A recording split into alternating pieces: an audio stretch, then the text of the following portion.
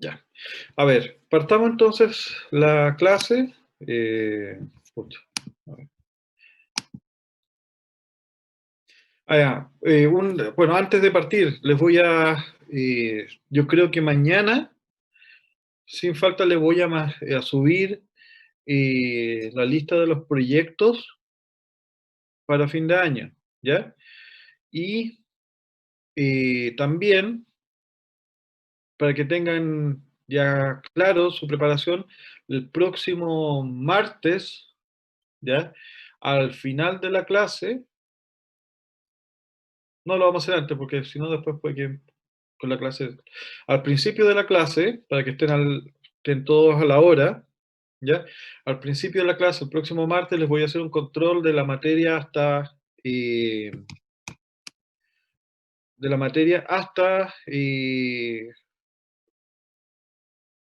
va a ser hasta farmacocinética 1 y 2, ¿sí? Vamos a hacer eso, un control hasta farmacocinética 1 y 2, y el martes siguiente vamos a hacer un control de farmacocinética de 3 y 4, ¿ya? Profesor, Dígame. en fisiología también va a ser control. ¿Cómo? O sea, para lo que seguimos después de esta clase con usted.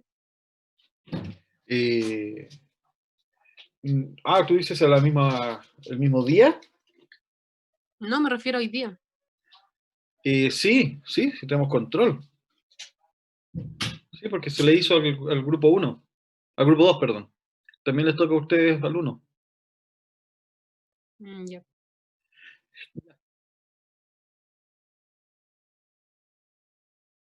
Eh, la clase de ayer, me parece no la tengo porque cuando fui a ver o sea, cuando cerré el Zoom, me salió un mensaje de error al grabar y se cerró la cuenta.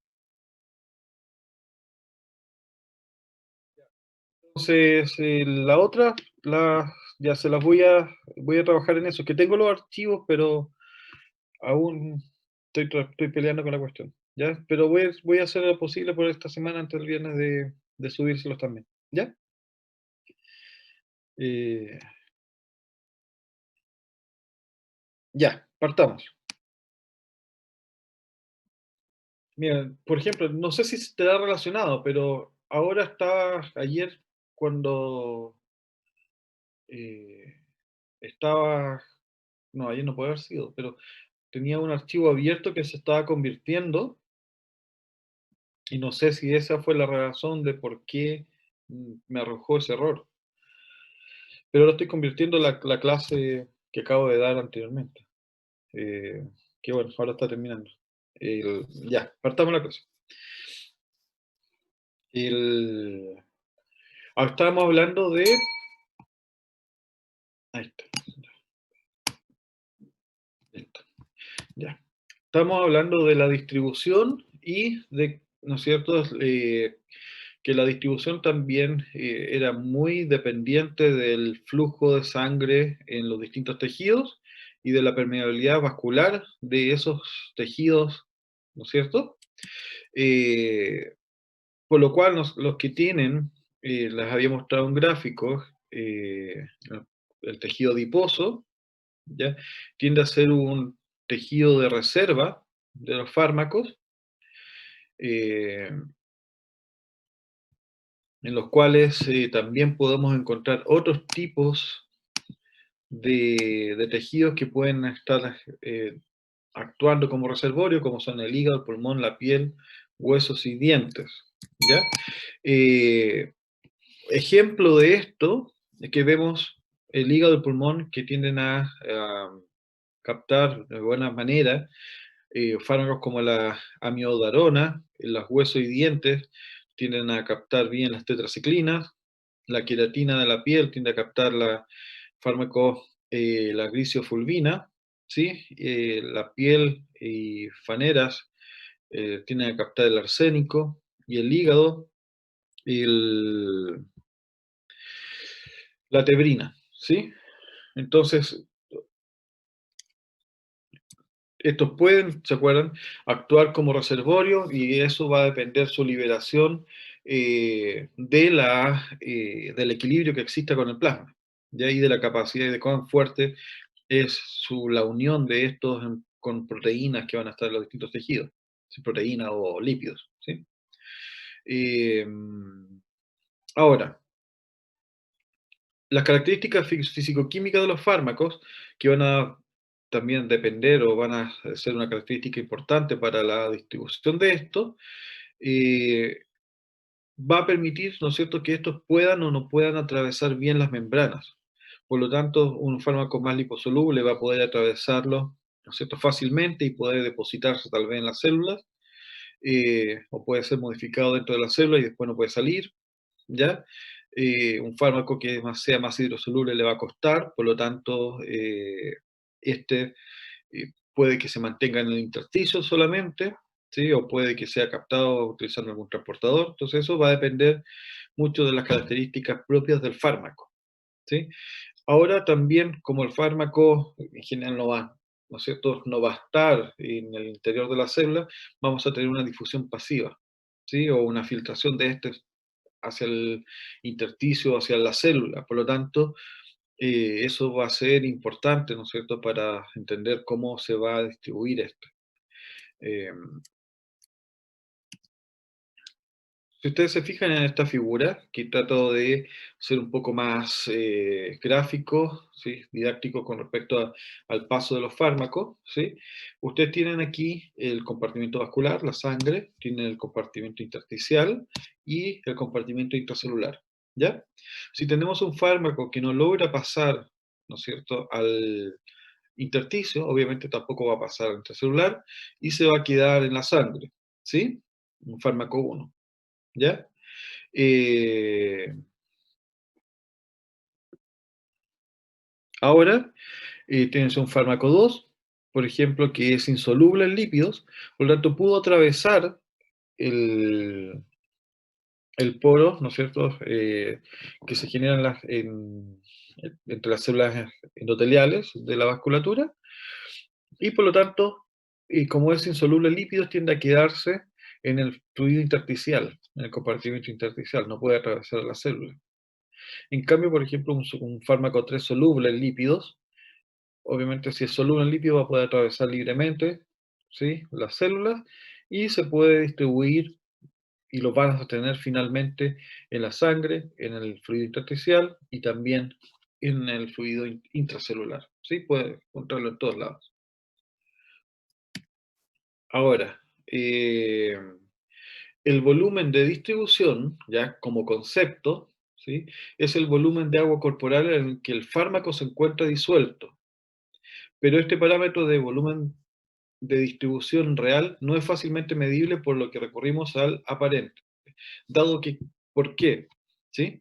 Eh, Determinar finalmente el, la concentración de agua total, ¿sí?, que hay en el cuerpo es muy difícil. ¿No? Tenemos un estimado, porque obviamente todo esto va variando, el peso, la capacidad de captación de agua, si tú consumiste mucha agua o no. Entonces, generar un volumen, ¿no es cierto?, saber en cuánto volumen de agua realmente el fármaco va a estar disuelto, es más complejo. Por lo tanto, nosotros realizamos principalmente una estimación, ¿ya?, que es el volumen de distribución aparente.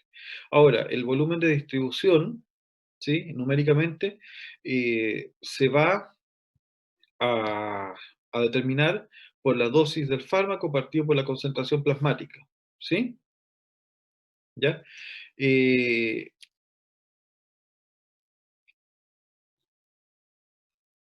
Ahora, si ustedes se fijan aquí en el ejemplo, ¿sí?, si la concentración plasmática es muy baja, a ustedes les va a dar un volumen de distribución muy alto. ¿Qué les va a indicar eso? ¿Sí? ¿Qué quiere decir? Si ustedes, por ejemplo, tienen una concentración plasmática muy baja con respecto al fármaco total que ustedes administraron, ¿ya? Nos va a indicar finalmente que el fármaco estaría muy acumulado en los tejidos, ¿sí? En cambio, si la concentración plasmática me da muy alta, el volumen de distribución va a tender a disminuir, ¿sí? Y si el volumen de distribución va a disminuir, me va a indicar finalmente entonces que tal vez toda la mayor cantidad de fármaco va a estar en el plasma, ¿sí? Obviamente ya vimos qué pasa, que para que el fármaco pueda actuar sobre el tejido blanco, la célula blanco, eh, tiene que estar en el plasma de forma libre. Por lo tanto, nos va a servir como un indicador bastante importante para poder determinar si el fármaco, ¿no es cierto?, dónde finalmente se va a localizar principalmente. Para llevarlos a un ejemplo que les ayude a entender un poco mejor, pensemos si administramos 10 miligramos de un fármaco de concentración 0,1 miligramos por ml, ¿ya? Nos va a dar alrededor de un volumen de distribución de 100 ml, ¿sí? Y nos da un volumen de distribución de 100 ml. Entonces, teóricamente, ¿ya? ¿Qué es lo que nosotros podríamos decir de este? Si nos da un volumen de distribución de 100 ml, ¿ya? ¿Qué es lo que ustedes pensarían? Para ir avanzando, después se los voy a mostrar con un poco más de detalle, pero para ver si vamos comprendiendo. Si tiene un volumen de distribución de 100 ml, ¿ya? Lo primero que ustedes tienen que pensar al analizar esto, ¿sí? Es decir, ¿cuánto es el volumen que yo tengo en el compartimento vascular? ¿Cuánto es la cantidad de volumen que yo tengo en el intersticio? ¿Y cuánto es lo que yo tengo en el compartimento intracelular? ¿Sí?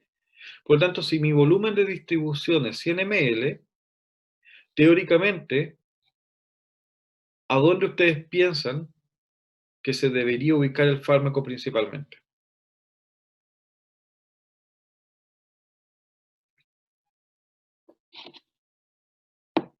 ¿Qué piensan?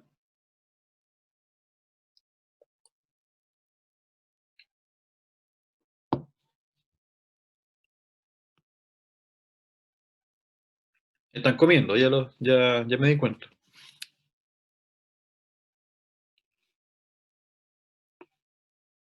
¿Qué piensan?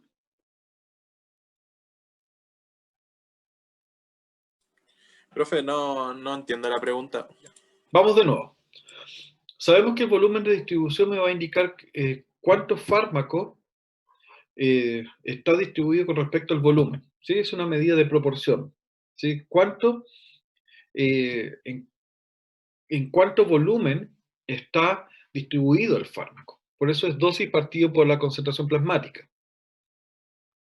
Entonces, ¿eso qué me va a indicar finalmente? Me va a indicar teóricamente una estimación de si el fármaco está mayormente distribuido en los tejidos o si está mayor distribuido en el plasma. Eso es lo que más o menos me va a poder decir. ¿Y por qué me va a ser útil? Porque así yo voy a poder indicar la dosis, porque lo que yo quiero, si un fármaco tiene un alto volumen de distribución, implica que se va a empezar a ubicar en los tejidos y puede que no alcance la dosis terapéutica para que yo tenga las concentraciones necesarias en el plasma para que actúen en el sitio de acción. ¿Ya? Entonces, lo que yo requiero necesariamente es empezar a determinar, saber cuánto más o menos voy a poder tener en el plasma para que actúe. Entonces, si un volumen de distribución de 100 ml que es bajo, la pregunta es, con esto yo voy a poder determinar o estimar, ¿sí?, que el fármaco estará podrá llegar al plasma o se quedará en el intersticio o se va a quedar en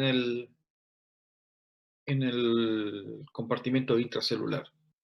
Les dije, para poder entender eso, lo que yo tengo que pensar es cuánta agua tengo yo en el compartimento intracelular, cuánta agua tengo en el compartimento intersticial y cuánta agua tengo en el compartimento plasmático. ¿Sí?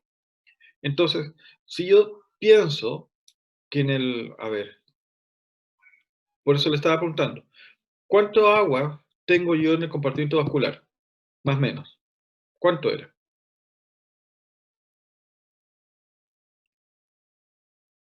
¿Mm? ¿Se acuerdan?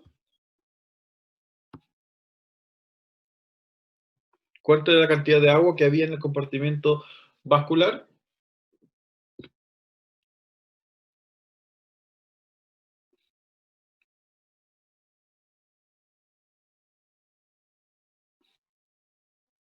¿No se acuerdan? Alrededor de 3 litros de agua, ¿sí?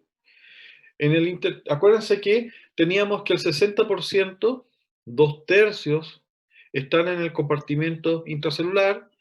Sabíamos que del otro tercio estaba en el compartimento extracelular y de ese teníamos 3/4 en el intersticio y 1/4 en el agua, ¿sí?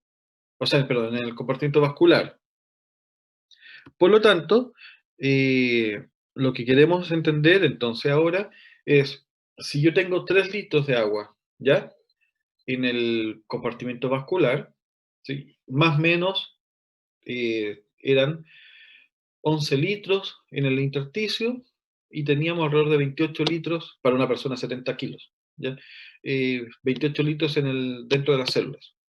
Entonces quiere decir que si mi volumen de distribución, por ejemplo, fuera menos de 3 litros, ¿ya? Yo tendería a presumir que no alcanza a pasar al intersticio, ¿no es cierto? Porque yo inyecto, por ejemplo, intravenoso, el fármaco y se va a distribuir primeramente en el compartimento vascular. Si su volumen de distribución es menor a 3 litros, significa que no alcanza a distribuirse en grandes cantidades en el intersticio y menos en la célula. Si el volumen de distribución va a ser mayor de 3 litros, ya sé que va a empezar a ubicarse eh, en el intersticio, o si es aún mayor, se va a empezar si puede, lo va a hacer dentro de las células. ¿Se fijan? Es una estimación. Y esa estimación va a ser importante para poder finalmente darme una indicación de cuál es la dosis que yo tengo que administrar para poder tener una concentración terapéutica. ¿Ya? ¿Ahora sí? ¿O todavía no muy claro? Por favor. Sí, sí, no hay problema. Ya lo podemos repetir hartas veces. Eso no es problema. A ver, entonces, si ustedes les había dicho, ya, que. A ver, ¿qué me escribieron acá? A ver. Ya. A ver. El volumen de distribución, vámonos para atrás, ¿ya? Es el volumen de agua corporal en el que el fármaco se encuentra disuelto. ¿Sí? Si yo tengo un volumen, sabemos que el 60% del peso del individuo es agua. Por lo tanto, nosotros sabemos, ¿se acuerdan de las primeras clases? Incluso de fisiología, para los que están en el curso de fisiología. ¿Todos son de fisiología acá? ¿O hay algunos de los antiguos? Nosotros tenemos fisiología a la vez de farmacología con usted. Ya, parece que todo. Ya, a ver. Eh, Cuando tú administras un soluto, ¿se acuerdan qué es lo que decíamos con respecto al soluto en una solución? Se va a distribuir homogéneamente en todos lados. Y eso va a pasar en todos los solutos, ¿sí? Por lo tanto, tú cuando inyectas un fármaco, ese pasa al compartimento vascular y ya, imaginemos una inyección intravenosa para que sea más fácil la explicación. Todo ese fármaco que tú inyectaste se va a empezar a distribuir homogéneamente en todos lados, teóricamente primero, ¿ya? Por lo tanto, si tú tienes un compartimento, si tú sabes que tienes 28 litros de agua, teóricamente tu fármaco se va a distribuir homogéneamente en los 28 litros, ¿sí o no? Eso es lo que uno pensaría. Pero sabemos que aquí no va a funcionar, no funciona de todo así, porque tenemos barreras, ¿sí? Que los fármacos tienen que atravesar. Y eso va a hacer que se establezcan, ¿no es cierto?, gradientes de concentración, diferencias de concentración. Entonces, tenemos que entender de que esas barreras van a separar en compartimentos de agua a mi cuerpo. Entonces, ahí decíamos que dentro de las células teníamos alrededor de 28 litros, ¿sí? Que fuera de las células estaba el resto, ¿sí? Que eran alrededor de 14 litros. Pero ese fuera de la célula comprendía el intersticio, o sea, el espacio entre la vasculatura y la célula, y lo que está dentro de la vasculatura, ¿sí? Esos 14 litros están ahí. Pero sabíamos que 3/4 de esos 14 litros estaban en el intersticio, por lo tanto son 11 litros ahí. Además sabemos que, entonces, dentro de la célula hay 3 litros de agua, ¿ya? Alrededor de 3 litros de agua. Entonces, si tomamos en consideración eso, significa que cuando tú inyectas un fármaco, el primer equilibrio que va a lograr es disolverse en esos 3 litros, ¿sí? Si el fármaco, por su concentración, tiene un volumen de distribución mayor, ¿sí? Porque tiende a pasar las barreras, ¿ya? Logra atravesar las barreras, lo que les decía aquí, si mi fármaco logra atravesar las barreras, no se va a distribuir solo en la sangre, sino que se va a distribuir en el intersticio y en la sangre. ¿Se fijan? Si el fármaco es liposoluble, no se va a distribuir en la sangre, o sea, se distribuye no solo en la sangre, sino también en el extracelular y también en el espacio intracelular, en todo, ¿no es cierto? En todo el volumen. Por lo tanto, mientras mayor sea el volumen de distribución, implica que ese fármaco se puede, ¿dónde yo puedo estimar que se va a distribuir? Si solo en la sangre, si solo en la sangre en el fluido extracelular, o si va a estar en todos lados. ¿Ya? Eso es lo que estamos viendo ahora. Entonces, si yo tengo que el volumen de distribución es de 100 ml, eso me indica al tiro de que si yo tengo 3 litros de sangre, su volumen de distribución es bajo, por lo tanto, tiende a quedarse solo en la sangre. Si el volumen de distribución, por ejemplo, fuera mayor, 5 litros, ¿dónde se va a quedar principalmente? Más o menos me da el indicio o la estimación de que va a estar aquí.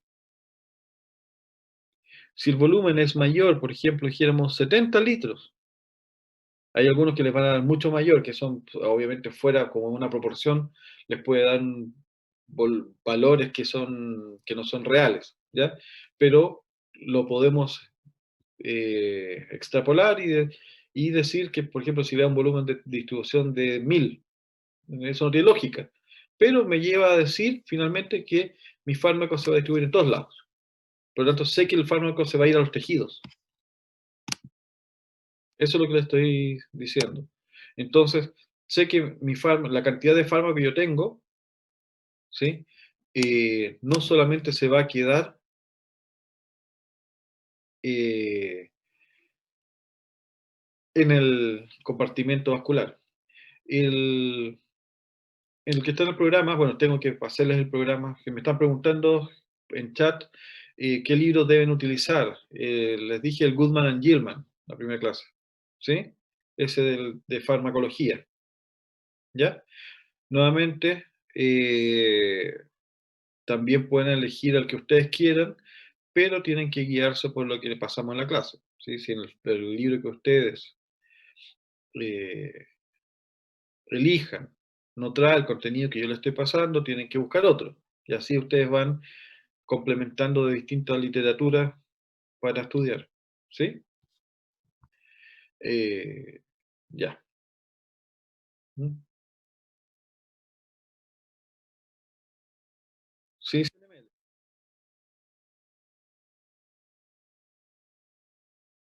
Claro, o sea, si tú quisieras que el fármaco se distribuyera más, tendrías que aplicar una concentración mayor de fármaco. ¿Sí? Esa es la idea. Porque si yo, por ejemplo, mira, si yo tengo una concentración, y a eso es lo que voy. Si tú das una dosis de 0,1 miligramo por ml, ¿sí? Y tú sabes que esa es mi concentración terapéutica, ¿ya?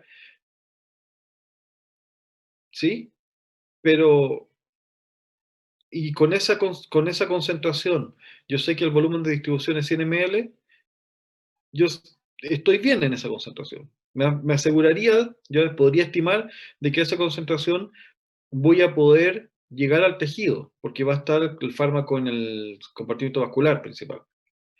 Si tú tuvieras, por ejemplo, una dosis ya, de este 0,1, de estos 10 miligramos que tú administras, ¿sí? Estos 10 miligramos, y te diera un volumen de distribución de 50 litros, ¿sí? Ahí inmediatamente tú dices, chuta, no me va a alcanzar, no voy a llegar a mi dosis terapéutica, ¿sí? Porque la concentración va a estar muy diluido. Entonces tienes que aumentar la dosis para poder variar, para poder disminuir el volumen de distribución y llegar, ¿no es cierto?, a una concentración plasmática que te asegure que sea terapéutica. ¿Me sigues ahora? ¿Qué es lo que voy a ver en el ejemplo que sigue? Pero por lo menos me entienden lo que voy, ¿sí? Un volumen alto va a significar que el tejido va a penetrar más hacia los tejidos, se va a distribuir más, ¿sí? Y por lo tanto, también, si queda más en los tejidos, como les dije la clase pasada, va a tener una vida media más alta, ¿sí? Porque actúan como reservorios. Ahora sí, ¿todos? Profe, ¿me explica? ¿Es solamente el último de la vida media del fármaco? Lo Eh, que... La clase de ayer, ¿se acuerdan? Les dije que el fármaco, cuando pasa a los tejidos, en general no va a estar expuesto a las enzimas que los puedan degradar, no va a pasar por el hígado, por lo tanto se va a proteger.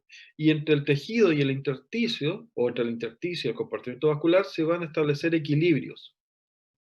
De tal manera que cuando empieza a disminuir la concentración de fármaco en el plasma, el fármaco que está en los tejidos empieza a difundir hacia el plasma. ¿Se fijan? De tal manera que la concentración de fármaco que tú vas a tener en el plasma se va a extender en el tiempo. Por eso dice que va a aumentar la vida media del fármaco, pero no del fármaco per se, sino que la vida media del fármaco en la sangre. ¿Sí? Por eso toda la vida media del fármaco, pues vas a tener una mayor cantidad de tiempo el fármaco dando vuelta. ¿Sí? Sí, profe. Ya. Entonces, siguiendo con este ejemplo, miren la figura, ¿ya? A ver si ustedes ahora me pueden responder de una mejor, o sea, una mejor manera, ¿ya? Aquí tenemos lo que les explicaba recién, 28 litros, compartimento intracelular, intersticio 11 litros, plasma 3 litros, ¿ya? Imaginemos, obviamente con una persona, un individuo de 70 kilos. La warfarina tiene un volumen de distribución de 8 litros, ¿sí? Imaginemos que tiene un volumen de distribución de 8 litros, la concentración no importa, ¿ya? Su volumen de distribución es de 8 litros, es para el ejemplo, ¿sí? Entonces, ¿dónde ustedes esperarían que se distribuya?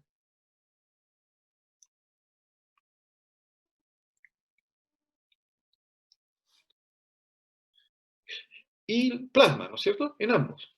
Va a estar claro, ¿sí? Si tiene 14 litros, el ertapenem, ¿En el intracelular? ¿no es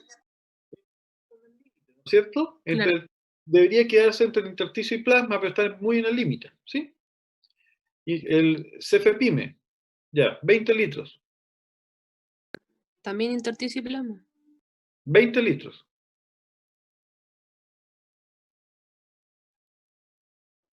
Ah, no, también pasa los tres. ¿Cuánto? Plasma, intersticio y extracelular. 14. Por lo tanto, inmediatamente me dice que este ya debería pasar al intersticio. ¿Sí? El levofloxacino, 70 litros. ¿Te fijas que También pasa. ahí se distribuyen completamente en todos los volúmenes? ¿Sí? Por lo tanto, ¿eso qué me quiere decir? Finalmente, entonces, que te pueden dar, hay otros fármacos que te pueden dar un volumen de distribución de 100, de 1000, pero obviamente uno ya lo va a extrapolar solamente al volumen que tiene. Eso te quiere decir que se va a distribuir en todos lados nomás. ¿Ya? Y eso es lo que a nivel clínico se tiene que hacer con todos los fármacos. Tienes que estimar con respecto al peso del individuo, ¿sí? Estimar más o menos cuál va a ser el volumen de distribución del fármaco, la concentración que tú le vas a dar para ajustarla. ¿Se fija? Eso es lo que se hace. Ahora, también lo puedes hacer de otra manera. Si el hombre es de 70 kilos, el volumen de distribución es 0,07 litros por kilo de peso, ¿ya? Eso te da volumen de distribución de 4,9 litros. Por lo tanto, ahí con este cuadrito yo puedo indicarlo. ¿Se fija? Pero todo va a variar esto con respecto a quién no estamos, el paciente en particular. Si el paciente pesa 100 kilos, obviamente tenemos que calcularlo de otra manera. Tenemos que variar el volumen de agua total, etc. ¿Sí? Pero nuevamente esto es aparente y solamente estimativo para tratar de llegar a las concentraciones terapéuticas. ¿Sí? Entonces lo que yo quiero es, por ejemplo, si yo quiero llegar dentro de la célula, tengo que generar un volumen de distribución alto. Si yo quiero que el fármaco se establezca en el intersticio, tengo que llegar a un volumen de distribución que me asegure estar en el intersticio.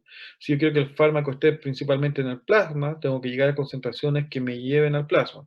Y obviamente ahí tengo que empezar a determinar si las concentraciones también pueden ser tóxicas, si se puede o no. ¿Se fijan o no? ¿Sí? Sí, profe. Ya. Eh,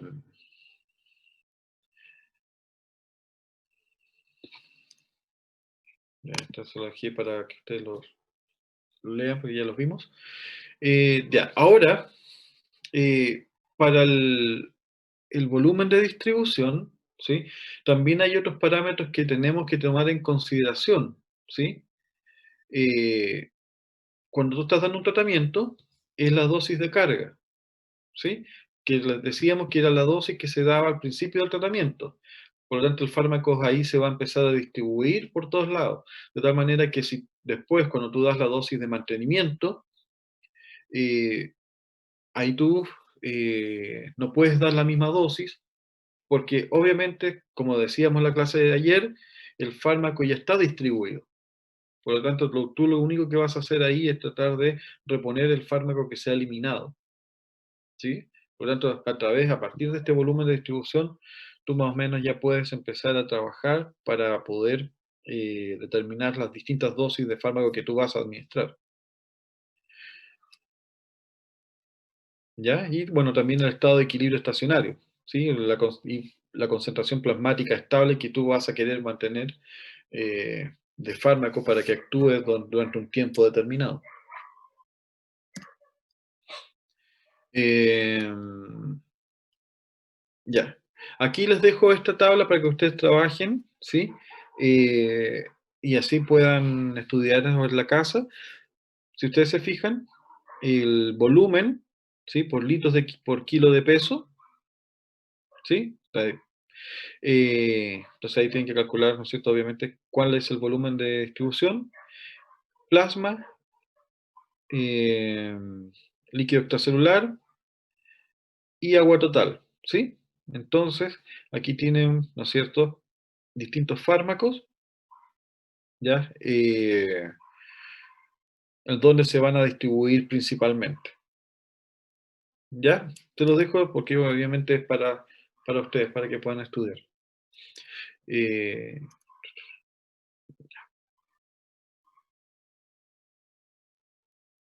Ahora, dentro de este volumen de distribución, entonces, lo podemos separar de tal manera que podamos entender bien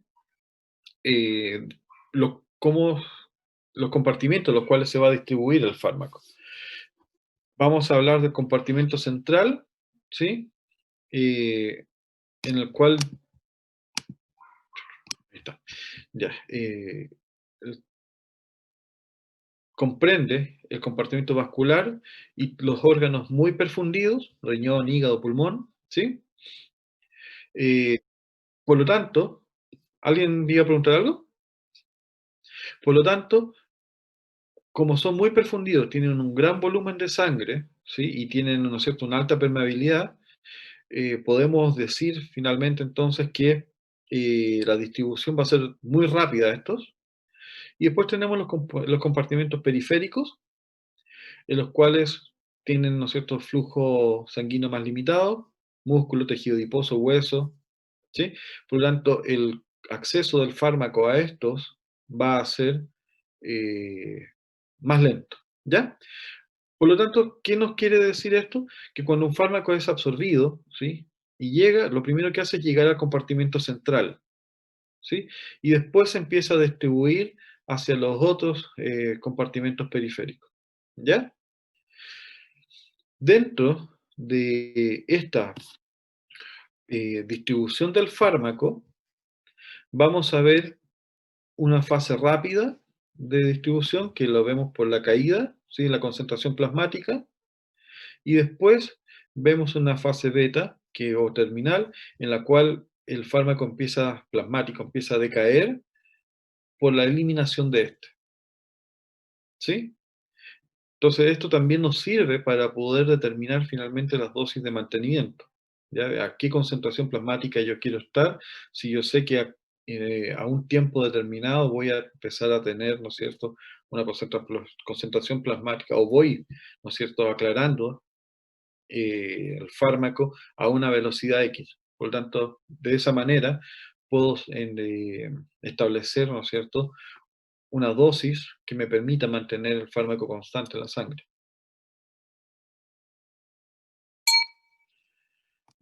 Em, Esto es más que nada para ejemplificarlo, ¿sí? De lo que ya hemos estado conversando, se los dejo para que ustedes también lo revisen y puedan trabajar estos conceptos. Ya.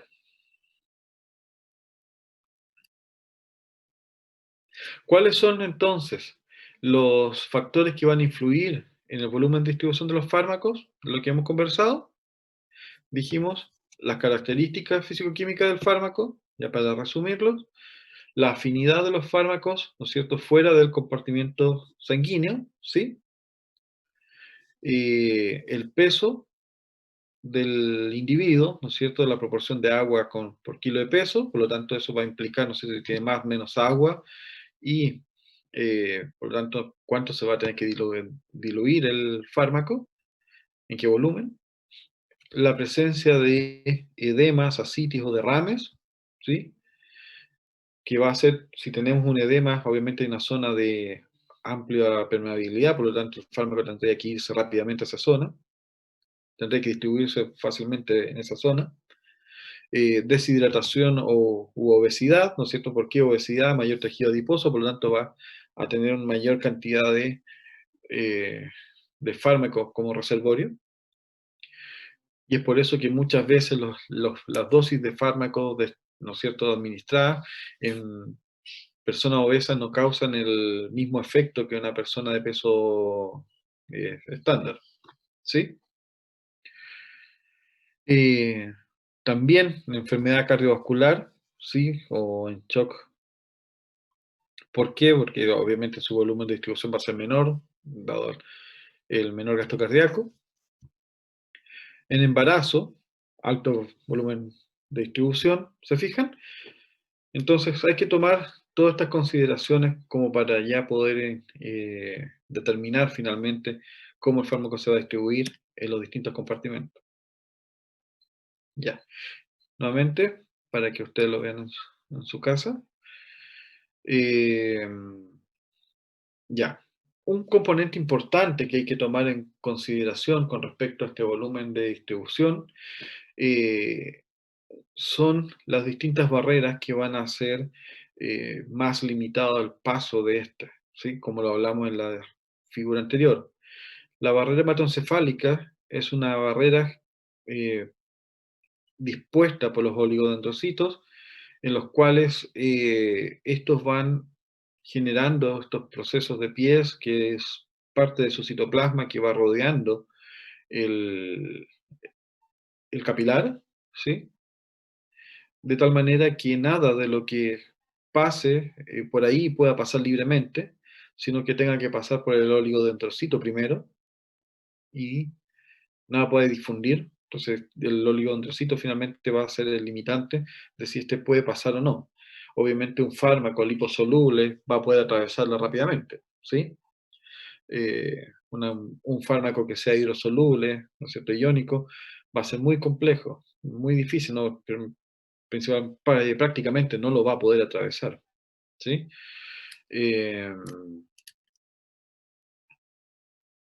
También tenemos otro tipo de barreras, ¿ya?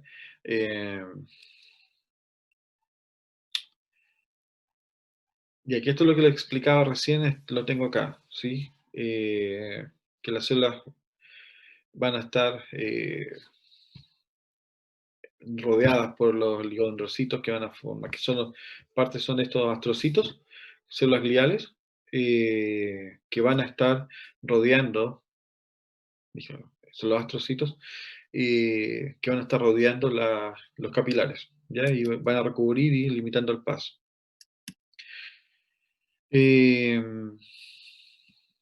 Ya.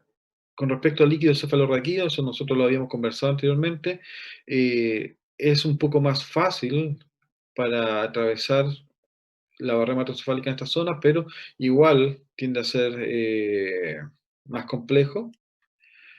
De todas maneras, el líquido cefalorraquídeo es una vía para el compartimento central para poder regular las concentraciones iónicas en el microambiente cerebral, ¿sí? Por lo tanto, un fármaco que logremos que pase al líquido cefalorraquídeo podría tener una buena posibilidad, ¿no es cierto?, que atraviese hacia el sistema nervioso central.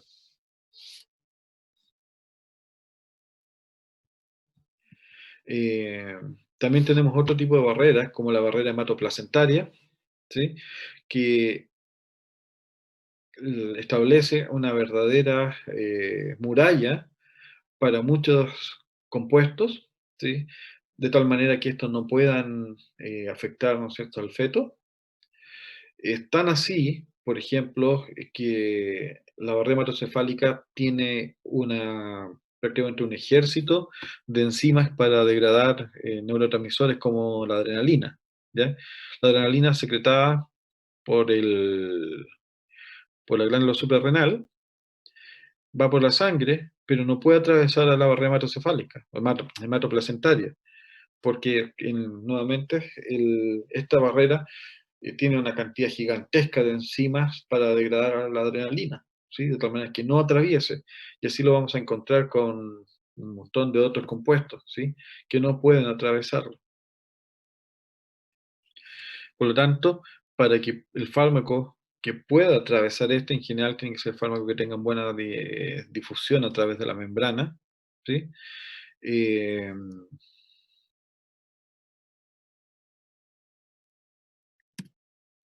¿Qué es lo que aparece acá? Si ustedes se fijan, aquí está la capa muscular, la vena materna, la arteria materna. Aquí tienen, ¿no es cierto?, las arterias fetales, ¿no es cierto? Y aquí vemos, ¿no es cierto?, la barrera hematoplacentaria que va finalmente a establecer la barrera o el paso, ¿no es cierto?, entre la circulación materna y la circulación fetal, ¿sí?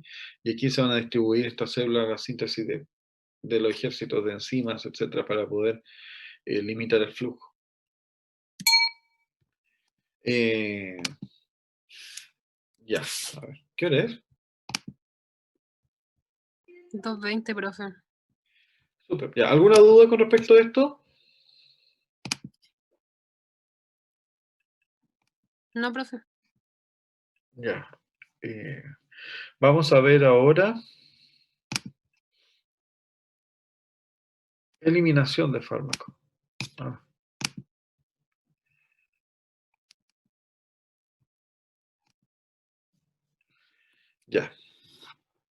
Ahora, el fármaco, ¿no es cierto?, fue absorbido, se distribuyó, ¿sí?, pero va a pasar, ¿sí?, por el hígado y puede ser degradado o puede ser activado, ¿sí?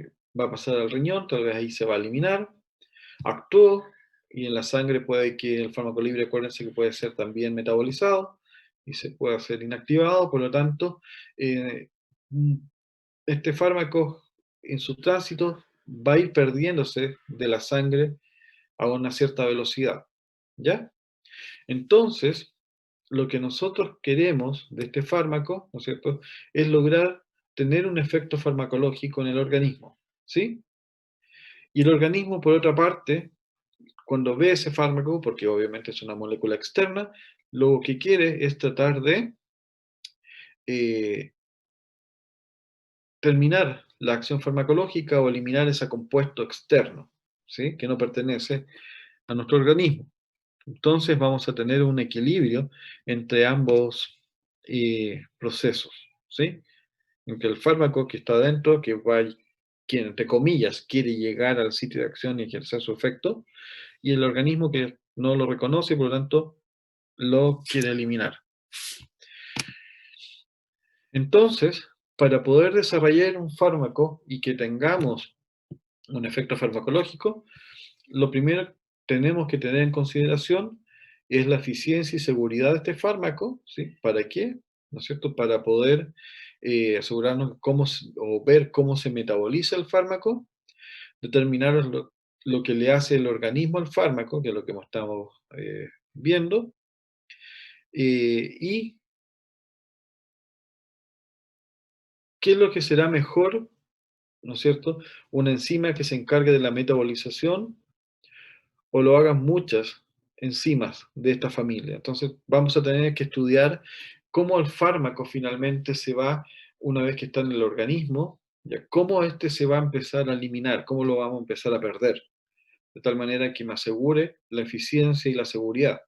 Porque puede ser, ¿ya?, que el fármaco sea muy bueno, tenga muy buena eficiencia, pero cuando se degrada, por ejemplo, genera metabolitos que pueden ser altamente tóxicos, ¿sí?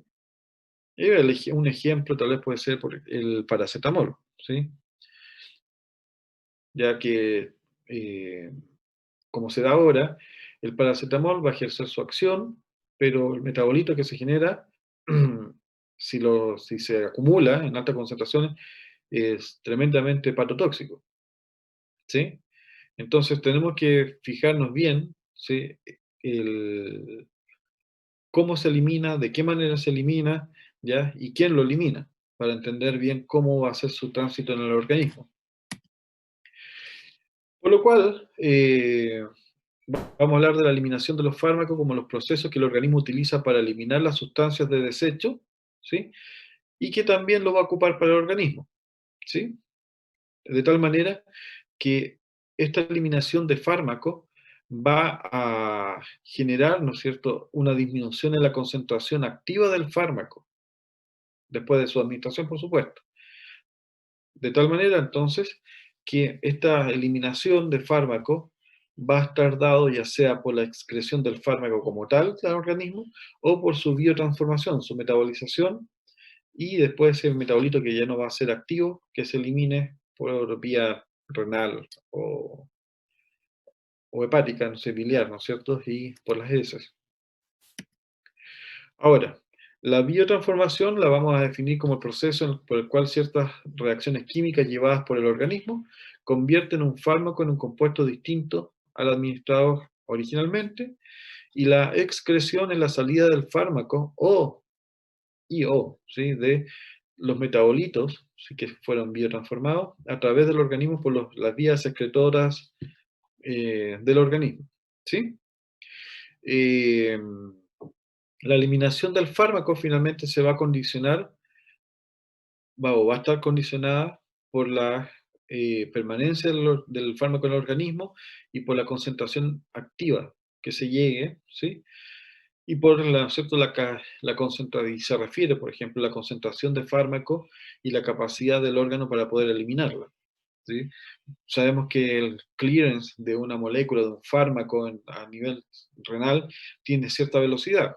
Por lo tanto, sabemos que no se puede llegar y eliminar todo el fármaco que tú administraste en un segundo, sino que va a ir eliminándose cada vez que pase por el riñón, se va a ir eliminando una fracción. Dependiendo de la característica del fármaco, es cuánto, ¿no es cierto?, va a poder eliminarse eh, por cada vez que pase a través del riñón. Entonces, la eliminación del fármaco va a estar sujeto a variaciones individuales, ¿sí? Genética, edad, función hepática y renal. Eh, También la presencia de otros fármacos o de contaminantes. ¿Y a qué me refiero con esto? El fármaco, como les decía en las diapositivas anteriores, va a ocupar los mecanismos de metabolización y de biotransformación, de eliminación que ocupa para todas las moléculas. Por lo tanto, si nosotros administramos otro fármaco que esté ocupando la misma enzima, mi fármaco del que estemos conversando, se va a demorar más en ser biotransformado y eliminado, por ejemplo, ¿ya? O algún contaminante ambiental que afecte a estas células, ¿sí? Y no puedan metabolizarlo adecuadamente. Por lo tanto, esto, ¿no es cierto?, es la capacidad del fármaco para poder, del organismo para poder eliminar un fármaco, va a depender o va a ser determinante, ¿no es cierto?, para determinar las dosis y los intervalos de administración, ¿sí?, eh, del fármaco para que pueda mantener la acción terapéutica. Y esto va a depender, obviamente, de cada paciente. Ya. Ahora, eh,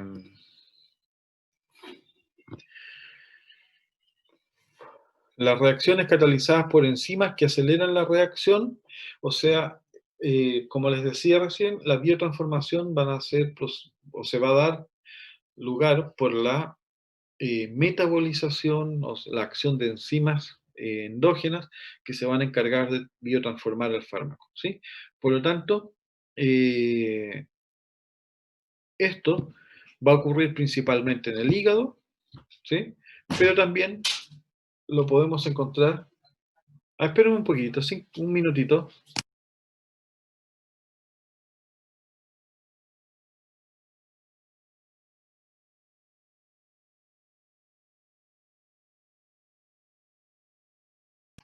Perdón, ahora sí, de vuelta. Ya, entonces,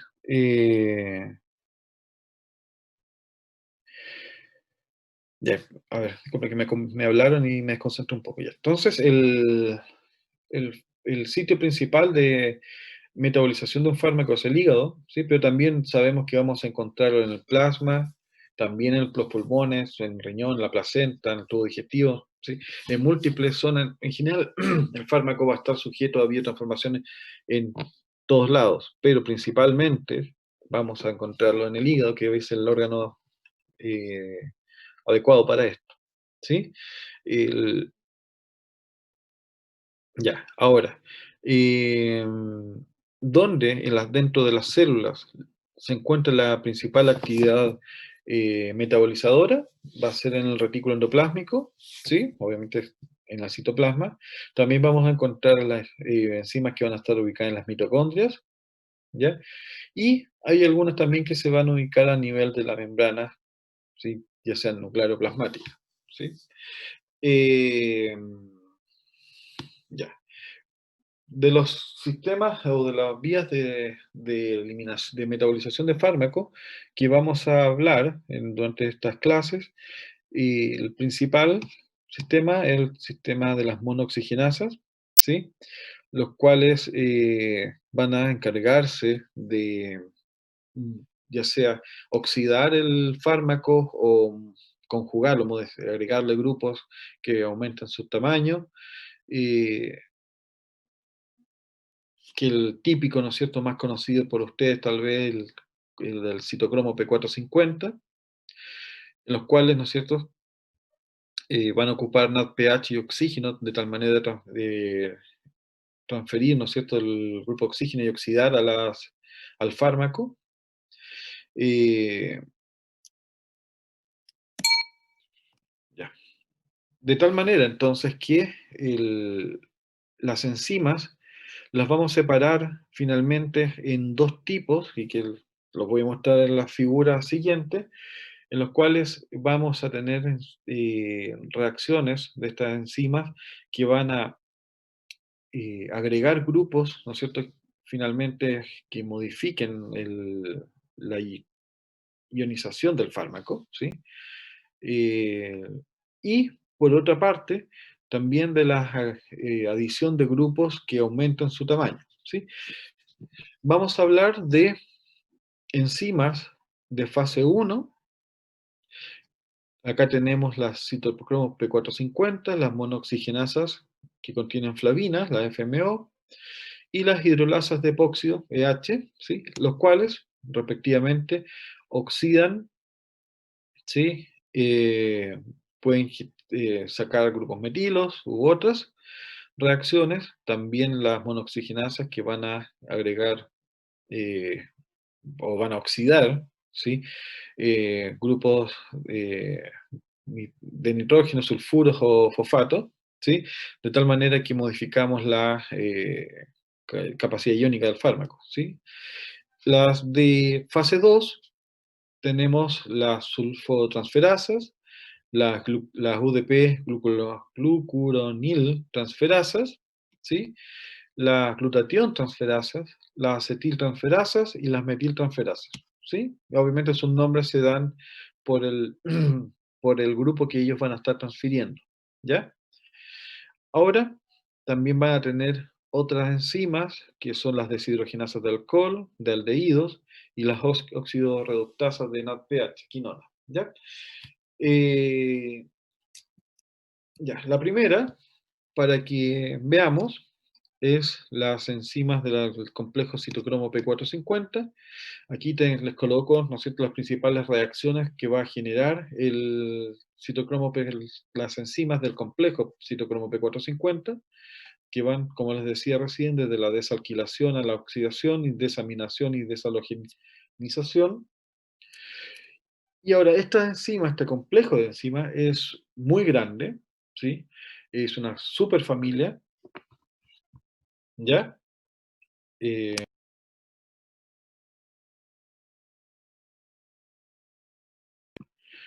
Perdón, se fue el audio. Eh, ya, entonces,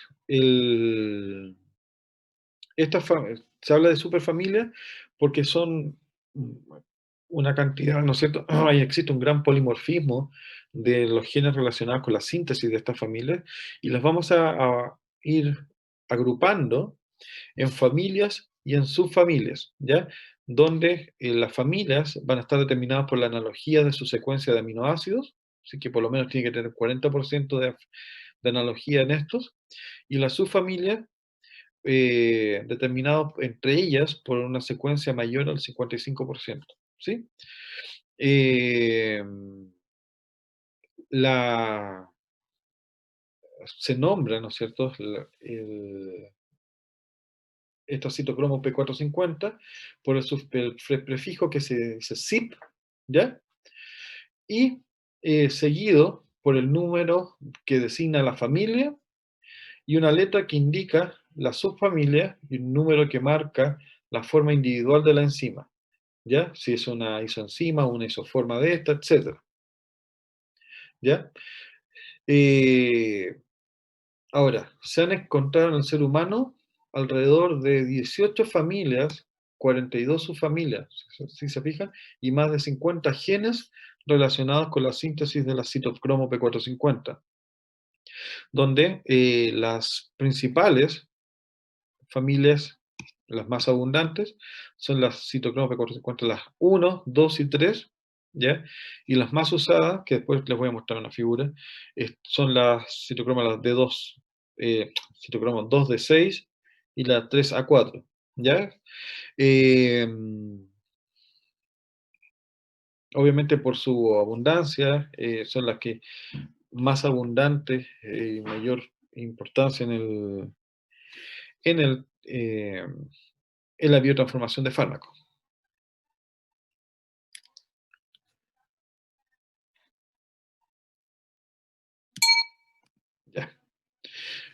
¿Qué hora es? Está bien, ya. A ver, les quiero pedir 5 minutos. ¿Me pueden dar 5 minutos? Sí, Sí, profe. profe. 5 minutos.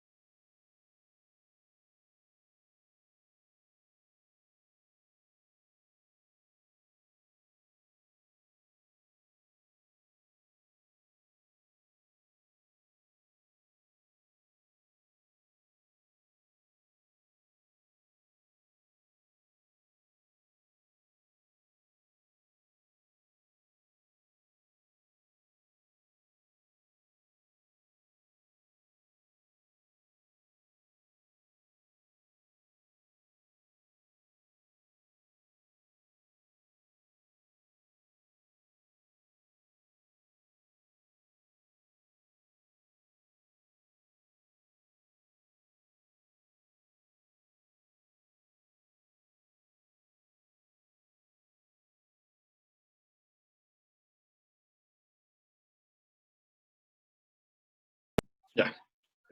I'm back. Estoy de vuelta. Ya.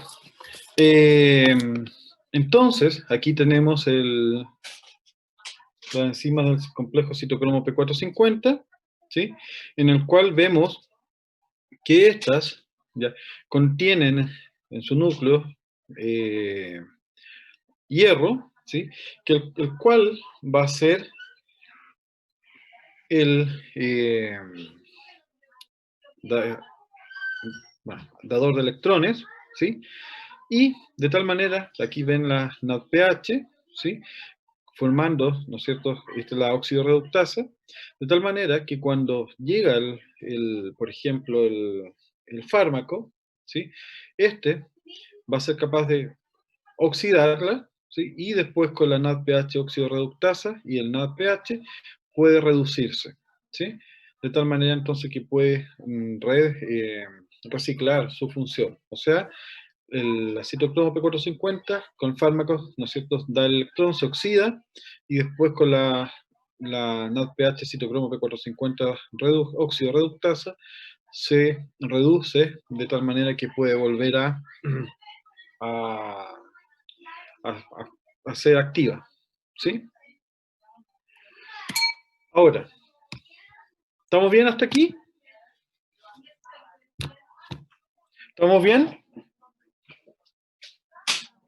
Sí, profe.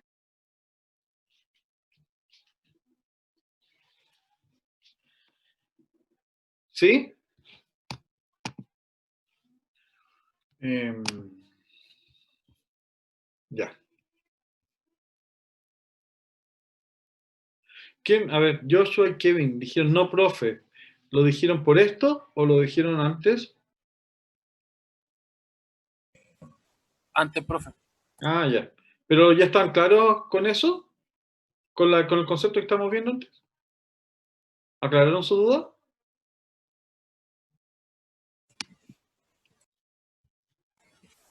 Sí, profe. Ya. Bueno, entonces, aquí les dejo un cuadro también para que facilite su estudio, en el cual la acción de la citocromo P450 va a estar dada, por ejemplo, en este caso, por la oxidación del fármaco, y después la citocromo P450 oxidada se va a reducir a través de este complejo ¿no es cierto?, eh,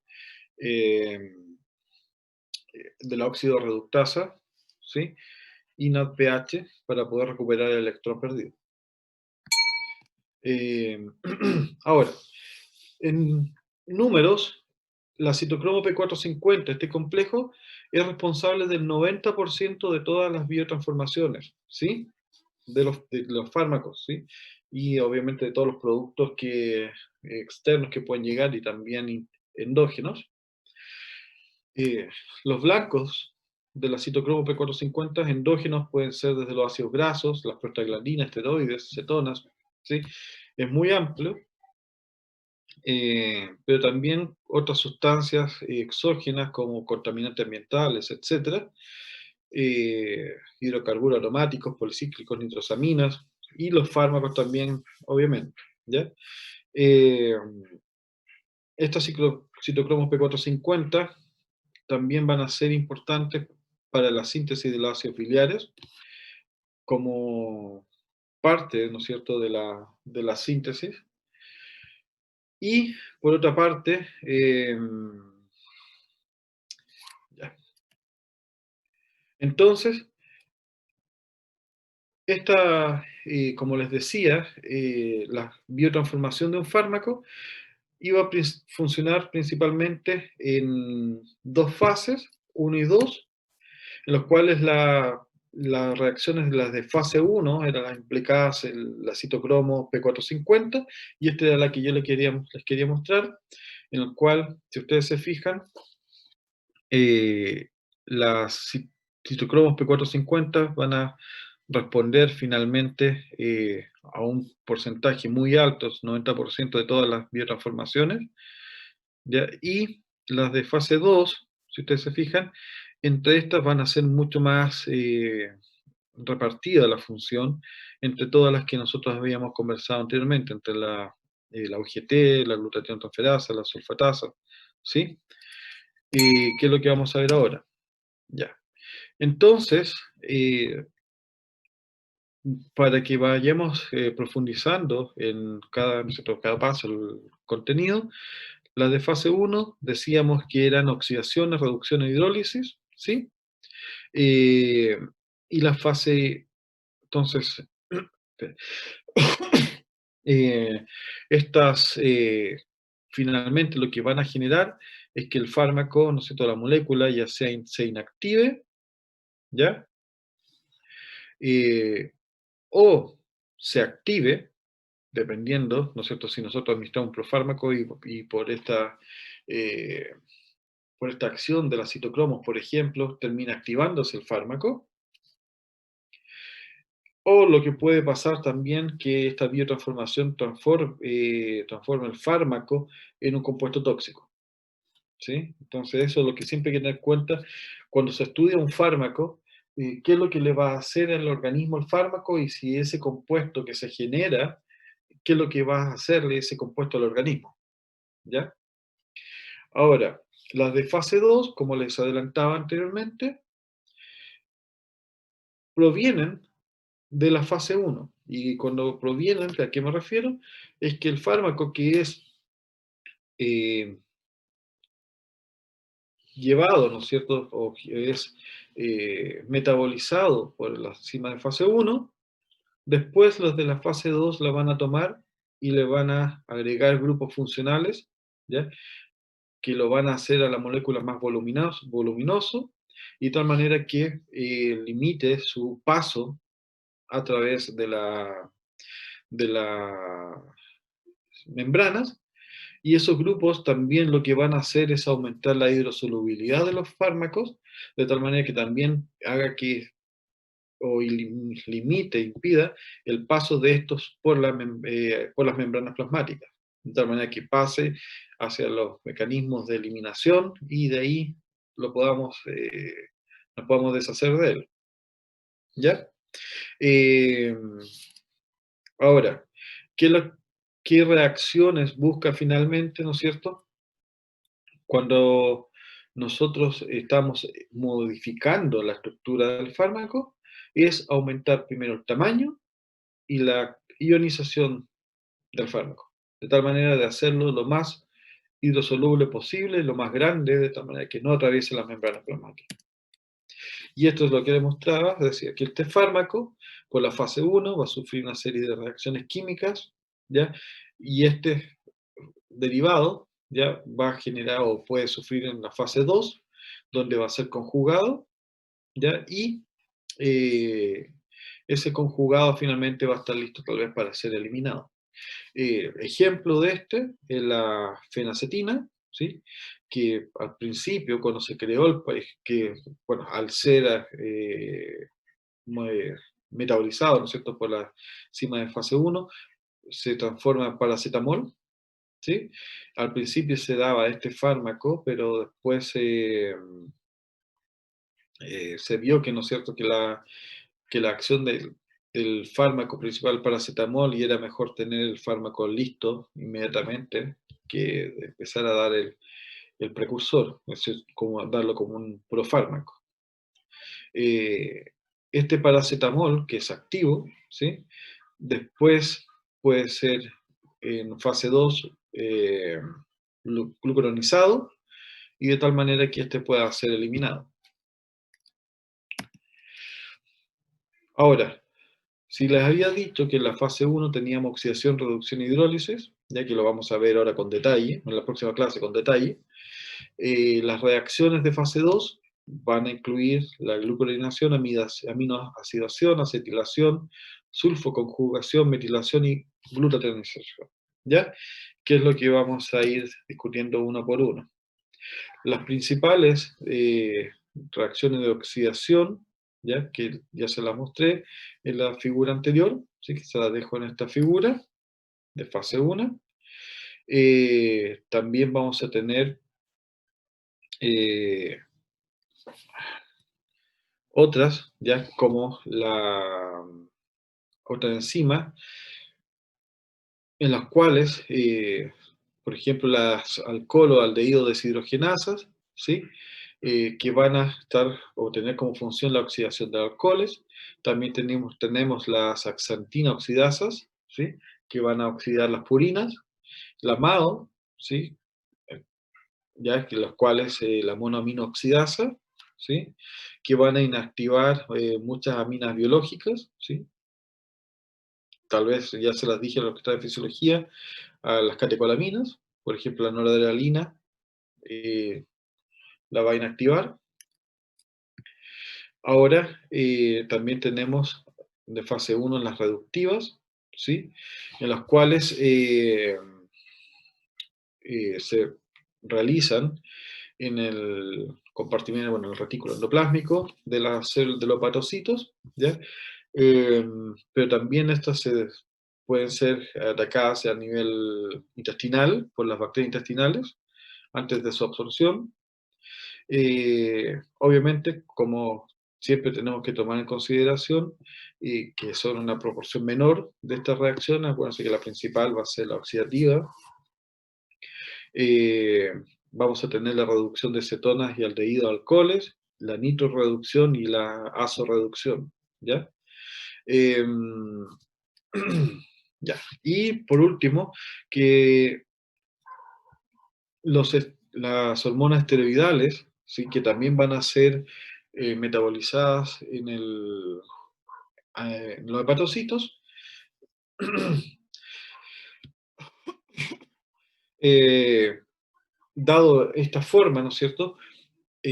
Cuando tú administras, ¿no es cierto?, el esteroide, la molécula, por ejemplo, esteroidal o eh, la vas a administrar de una forma cetónica, de tal manera,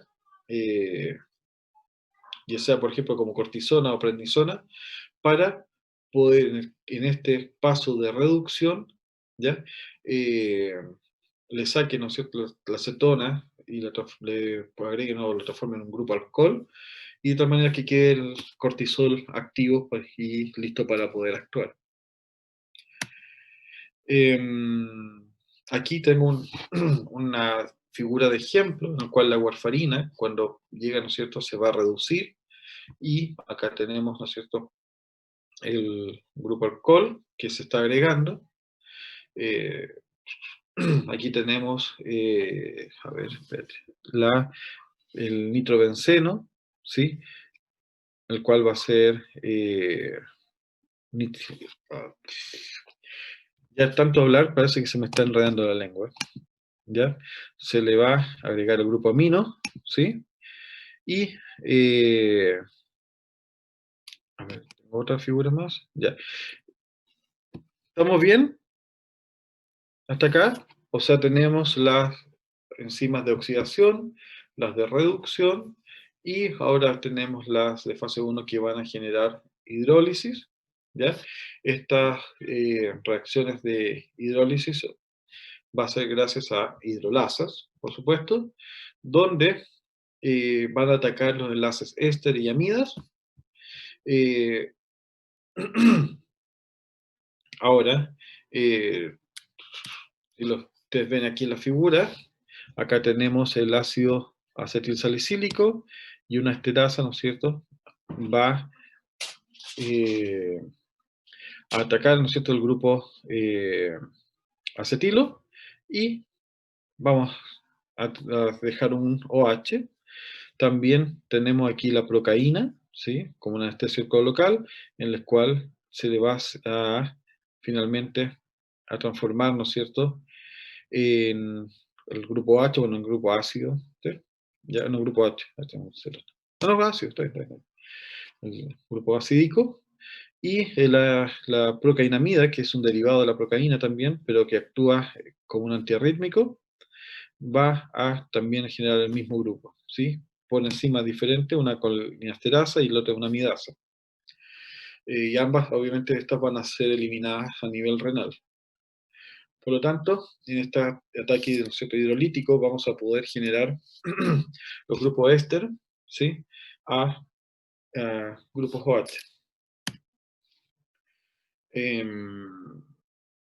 Ya, a ver, dejemos hasta acá porque si no me queda en medio, estamos en la hora. ¿Dudas hasta aquí?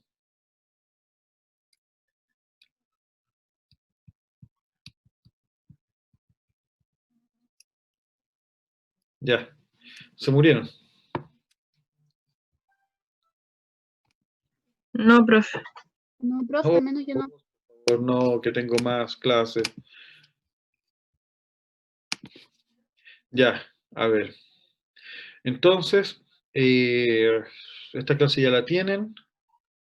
A ver, vamos a quedar entonces para la próxima semana en las reacciones de fase 2. Y acuérdense que al empezar la clase les voy a hacer una prueba hasta en la clase de cinética 1 y 2, ¿ya? El martes. Así que nos vemos en unos 15, no, 10 minutos. 10 minutos para la clase de fisiología a los que tengan. ¿Ya? Y acuérdense que al final de esta clase les voy a hacer de fisiología, les voy a hacer un control. Ya. Nos vemos. Espérense, sí, eso parece que yo también. Muy bien, gracias por acordarme. Casi se me olvida. A ver, ya, Gustavo Alfaro. Presente.